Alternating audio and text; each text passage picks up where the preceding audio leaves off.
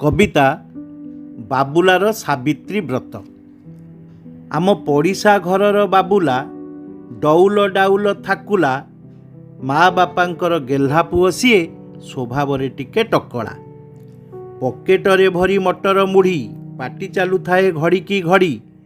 Balloon परि से हेलाणी मोटा तथापि ता माँ कहती देखुन न खाई केमिति हेलाणी कंटा। आर दिन थाए सावित्री व्रत।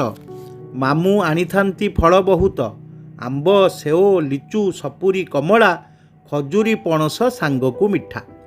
माँ जानिछंती बाबुला कथा न जगिले करिदेब अईठा।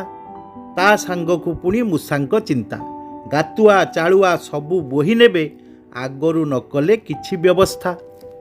फल सबू थाक उपरे थोई दांती जंता गोटे देले बसेई। बाबुला आखिकु न थाए निद सीए खाली खोजु थाए सुजोग। संजबती देवा बेल आसिला माँ जेते बेले चौरा मूलरे से सुजोग किए छाड़िब भला। प्लास्टिक चेयर गोटिए थोई चढ़ीगला फल आनिबा पाई। जेमिति देइछि हाथ बढ़ेई जंता पड़ीगला हातरे चिहिंकी उठिला कातरे। डाक पकईला दौड़िया माँ किए कामुड़ी धरिछि थाकरे।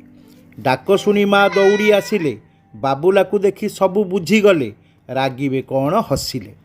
थापुड़ेई देई पिठिकी इच्छा हैला जदि फल खाइबाकू कहिलुनी मते काहीं चढ़ीथिलु सेठिकी। कि उत्तर देव बाबुला ताकू भारी लाज लागिला। छाड़ीगला फल खाइबा निशा टकला स्वभाव छाड़िला से दिनु आउ हेला नाही से लोक हसा।